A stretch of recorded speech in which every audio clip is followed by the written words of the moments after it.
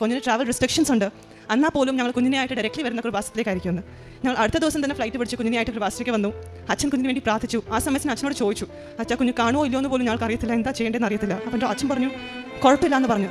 ആ ഒരു സമയത്താണ് ഞങ്ങളുടെ മനസ്സിൽ കോൺഫിഡൻസോടെ വി കുഡ് ഗോ ബാക്ക്. അമ്മ മാതാ ഉണ്ട്, nothing will happen to our child. ആ ഒരു കോൺഫിഡൻസോടെ ഞങ്ങൾ we went forward with the surgery.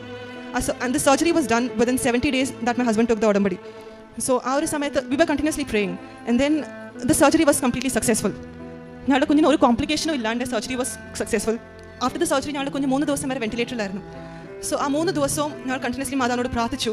But ICUലായിരുന്ന കാരണം like you can go to meet her very often. So any one person can go to meet her for 5 to 10 minutes. So ഇടയ്ക്ക് ഞാൻ പോയിരുന്നു. Some days my husband use to go. So ഞാൻ പോകുന്ന സമയത്ത് ഞങ്ങൾ എന്താണ് ചെയ്യുന്നത് വെച്ചാൽ അമ്മമാരുടെ തൈലം എങ്ങനെയെങ്കിലും കുഞ്ഞിൻ്റെ അടുത്ത് എത്തിക്കണമെന്ന് ഞങ്ങൾക്ക് ആഗ്രഹമുണ്ടായിരുന്നു. പക്ഷേ ICUയിൽ നമുക്കൊന്നും കൊണ്ടുപോകാൻ പറ്റില്ല. സോ ഞങ്ങളുടെ നെറ്റിയിലെ തൈലം തേച്ചുകൊണ്ട് അകത്ത് പോകുമായിരുന്നു. അവിടെ പോയിട്ട് കൊച്ചിൻ്റെ ബെഡിലോട്ട് തൈലം തേക്കുമായിരുന്നു. കൊച്ചിനെ തൊടാൻ പറ്റത്തില്ല. സോ കൊച്ചിൻ്റെ ബെഡിൽ തൈലം തേക്കുമായിരുന്നു.